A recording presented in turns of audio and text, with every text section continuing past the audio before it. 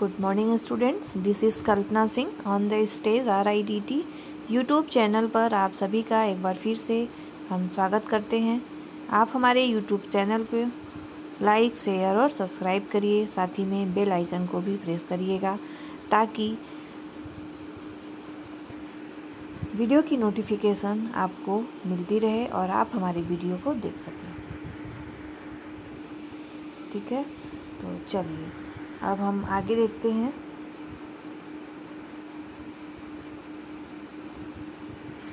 यहाँ पे देखिए सकारात्मक शिक्षा।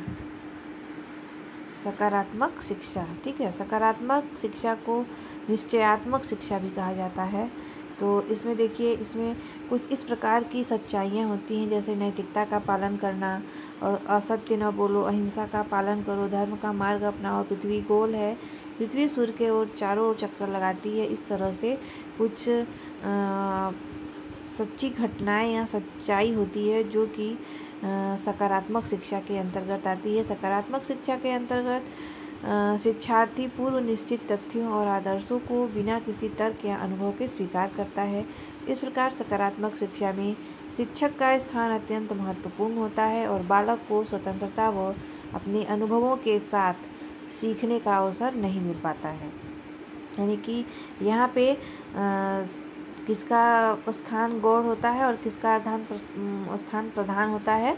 इस यहाँ पे टीचर का, यानी कि एक शिक्षक का जो स्थान है वो प्रधान होता है और एक शिक्षार्थी का स्थान होता है जो वो क्या होता है, गौण होता है।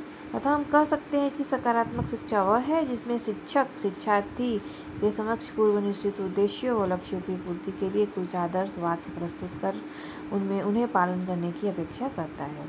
सामान्य शिक्षा को उदार शिक्षा भी कहते हैं। इसके द्वारा शिक्षार्थी को समाज में व्यवहारिक ज्ञान, मातृभाषा, रहन सहन आदि सिखाया जाता है।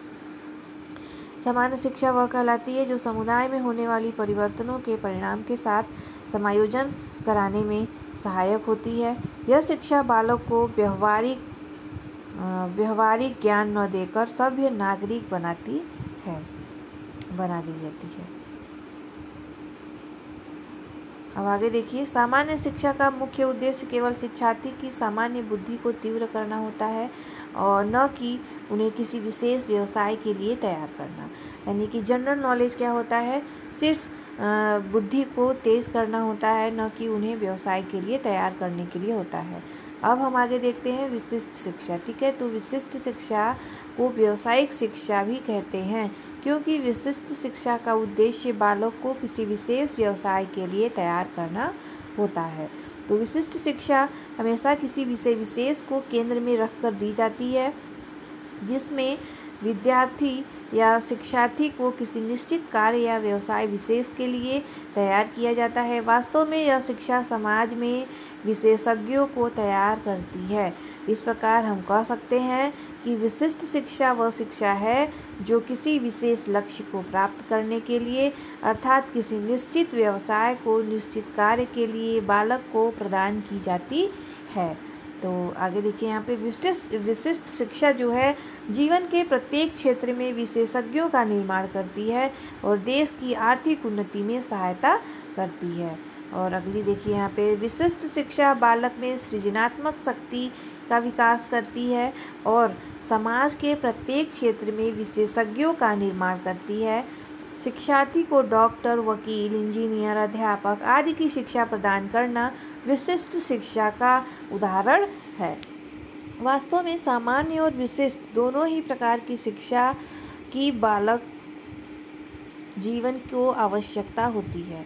बालक को सभ्य नागरिक के लिए सामान्य शिक्षा प्रयास करती है और वहीं विशिष्ट शिक्षा बालक को भौतिक सुखों की प्राप्ति के लिए सहायक होती है। अब आगे देखिए, यहाँ पे एकांगी और सर्वांगीण शिक्षा। तो यहाँ पे देखिए एकांगी और सर्वांगीण शिक्षा। ठीक है, तो यहाँ पे देखिए एकांगी शिक्षा वह शिक्षा है जिसमें शिक्षार्थी के व्यक्तित्व के किसी एक विशेष पक्ष के विकास पर पूर्णतः ध्यान दिया जाए। ठीक है, किसी शिक्षार्थी के व्यक्तित्व के विकास में किसी एक पक्ष पे ध्यान दिया जाए, कोई एक पक्ष ध्यान दिया जाए। ठीक है, तो जैसा कि हमें मालूम है कि व्यक्तित्व के 4 पक्ष होते हैं। पहला शारीरिक, दूसरा बौद्धिक, तीसरा भावात्मक और चौथा सामाजिक। तो एकांगी शिक्षा में शिक्षक शिक्षार्थी के व्यक्तित्व के इन चारों पक्षों में से किसी एक पक्ष विशेष के विकास पर जोर देता है तथा अन्य तीनों पक्षों के विकास की उपेक्षा करता है।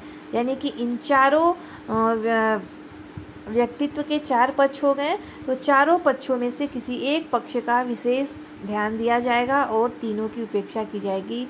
इस प्रकार हम कह सकते हैं कि एकांगी शिक्षा वह शिक्षा होती है जो बालक के व्यक्तित्व के किसी एक विशेष पक्ष पर अधिक ध्यान देकर उसी के विकास पर जोर देती है। तो एकांगी शिक्षा के द्वारा बालक के व्यक्तित्व के किसी एक पक्ष पर जोर देने के कारण उसके व्यक्तित्व का संपूर्ण विकास नहीं हो पाता है। इसलिए यह शिक्षा बालक को वास्तविक जीवन जीने के योग्य बनाने में असफल रहती है।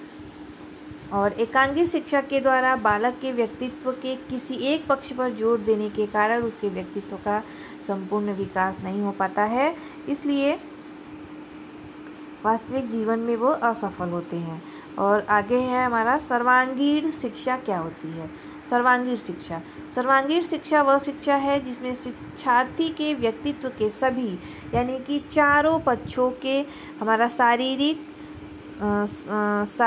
बौद्धिक, भावात्मक और सामाजिक, ये चारों पक्षों को ले करके चलता है। इन चारों पक्षों का विकास किया जाता है और समान रूप से ध्यान दिया जाता है। इन चारों पक्षों पर समान रूप से ध्यान दिया जाता है और सर्वांगीण विकास को आदर्श शिक्षा भी कहा जाता है। सर्वांगीण शिक्षा बालक के व्यक्तित्व के सर्वांगीण विकास पर पूर्णतः जोर देती है और वर्तमान समय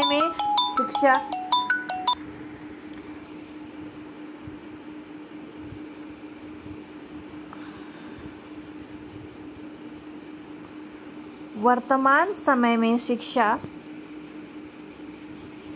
का मुख्य उद्देश्य शिक्षार्थी के व्यक्तित्व का सर्वांगीण विकास को माना जाता है और सर्वांगीण शिक्षा को सर्वथा उपयुक्त माना जाता है। सर्वांगीण शिक्षा व्यक्ति, समाज, राज्य व राष्ट्र के लिए हितकारी व उपयुक्त मानी जाती है। ठीक है, सॉरी थोड़ा डिस्टर्ब हो गया, किसी का फ़ोन आ गया। ठीक है, तो आज के लिए बस इतना ही। धन्यवाद।